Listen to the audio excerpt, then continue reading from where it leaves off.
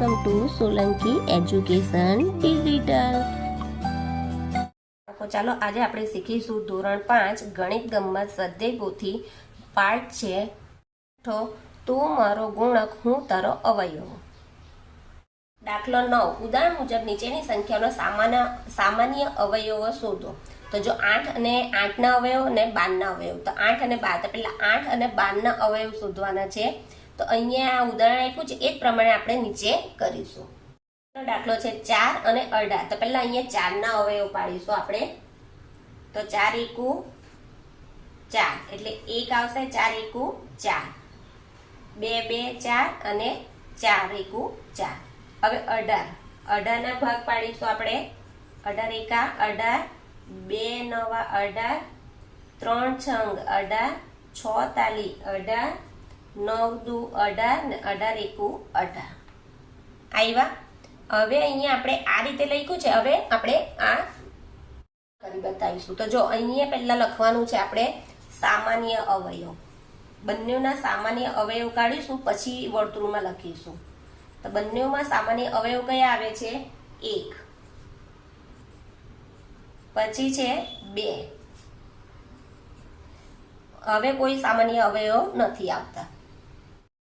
જો સામાન્ય અવયવ જે અહીં આવ્યા છે ને તે અહીંયા બંનેની વચ્ચે લખવાના। આ 1 ને 2, આ બે વર્તુળ જે ભેગા થાય છે તો અહીંયા લખવાના છે 1 અને 2। હવે જુઓ કે 4, અહીંયા આપણે આ 4 નું વર્તુળ છે ને આ 18 નું છે, આ રીતે લખી દઈશું। હવે અહીંયા જુઓ કે 1 ને 2, તો પહેલા 1 તો આવ્યા જ છે, 2 પણ છે, એટલે કઈ સંખ્યા બાકી રહી? 4 માં 4 બાકી રહ્યા। હવે અહીંયા જો 1 ને 2 તો આવ્યા જ છે 18 માં, હવે 3 એટલે 3 નથી એટલે 3 લખીશું, 6 લખીશું, 9 અને 18। ખબર પડે છે ને કે અહીંયા જે સામાન્ય આવ્યા છે તે અહીંયા લખ્યા। પછી 4 ના સર્કલમાં આ 4 નું વર્તુળ છે તેની અંદર જો કે 1 ને 2 તો અહીંયા આવ્યા જ છે, કઈ સંખ્યા બાકી રહી? 4, તો અહીંયા 4 લખ્યા। 18 છે તો 18 માં પણ આપણે કયું લખવાના? 1 2 અહીંયા આવી ગયા છે એટલે કયા લખશે? 3 લખીશું, 6 લખીશું, 9 ને 18। બીજો દાખલો 15 અને 20, તો 15 ના અવયવ પાડીશું આપણે। 1 ગુણ્યા 15, 3 પંચા 15, 5 તાલી 15 અને 15 એકુ 15।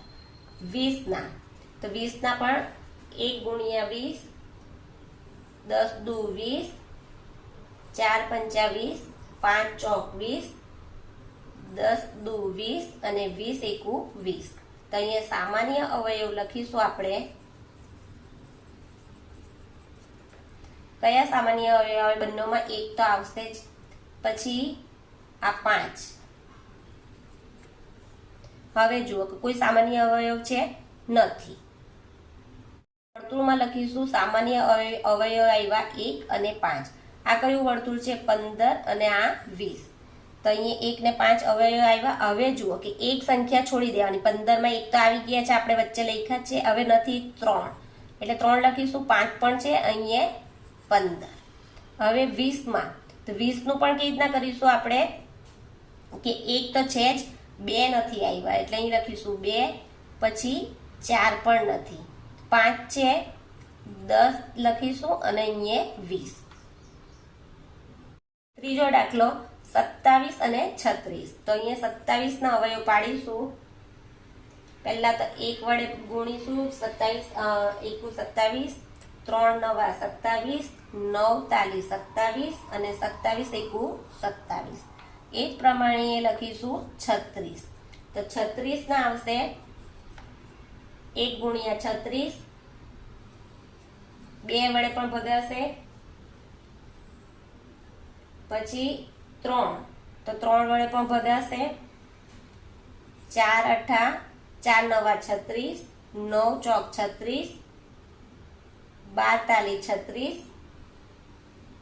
18 દુ 36 અને 36 એકુ 36। તો સામાન્ય અવયવ આવશે આપણા કયા આવશે? પહેલા તો 1, પછી 3, 9,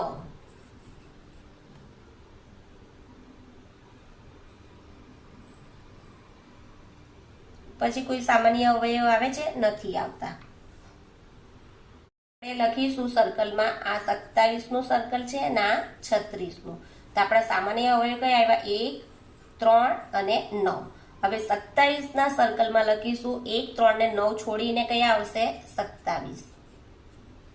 હવે 36ના એમાં આવશે 1 નહીં આવે, પછી કઈ આવશે? 2, પછી 3 તો આવી ગયા, 4, 9 પણ આવી ગયા છે, એટલે કયા આવશે? 12, 18 અને 36.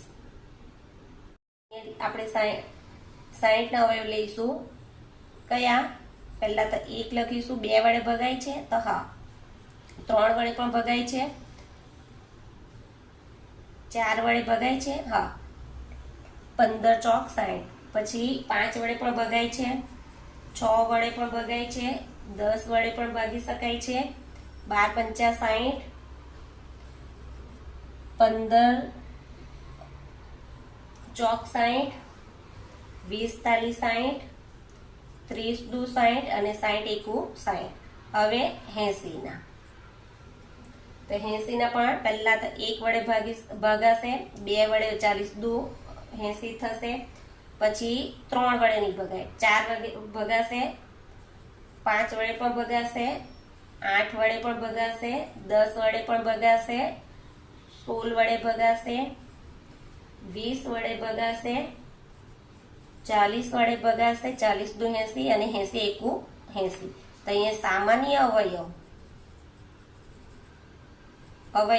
અહીંયા કેટલા આવશે? આપણે સામાન્ય અવયવ તો પહેલા તો 1 છે, પછી 2 પણ આવશે, બંનેમાં 4 પણ છે, 5 પણ છે, 10 આવશે અને 20 છે ને અહીંયા પણ 20 છે, એટલે 20 આવશે. તો અહીંયા આપણા સામાન્ય અવયવ લખીશું 1, 2, 4, 5, 10 અને 20. હવે અહીંયા જુઓ, અહીંયા ધ્યાનથી કરજો કે અહીં 1, 2 તો આવી ગયા છે, 3 નથી આવ્યા. આ કયું સર્કલ છે? 60 અને અહીંયા લખીશું 80. તો અહીંયા 1, 2 તો આવી ગયા છે, 3 નથી આવ્યા, 6 નથી આવ્યા, 12 નથી આવ્યા, 15 નથી આવ્યા, 30 નથી આવ્યા અને અહીંયા 60. આટલા અહીંયા નથી. આ સામાન્ય અવયવ બાકી રહ્યા તે અહીંયા લખ્યા. હવે 80માં પણ આપણે કઈ રીતના લખીશું? 1, 2 તો આવશે, 4 પણ છે, 5 પણ છે, એટલે આવશે પહેલા આપણે 8, પછી 16, 20 તો છે, 40 અને 80. 6, 10 અને 14 અહીંયા 3 સંખ્યાના આપણે સામાન્ય અવયવ બનાવવાના છે. તો પહેલા આપણે 6 ના બનાવીશું. પહેલા આવશે 1, 2 વડે ભગાય છે, 2 તાલી 6, 3 દુ 6 અને 6 એકુ 6. હવે 10 ના, તો 1 આવશે, 2 પંચા 10, 3 ની આવે, કઈ આવે? 2, 5 દુ 10 અને 10 એકુ 10, 14. તો પહેલા 1, 2 સત્તા 14, 7 દુ 14 અને 14 એકુ 14. હવે 6, 10 અને 14 ના સામાન્ય અવયવ કયા કયા આવશે? પહેલા તો 1 આવશે, આ બંનેમાં 2 છે એટલે 2 આવશે.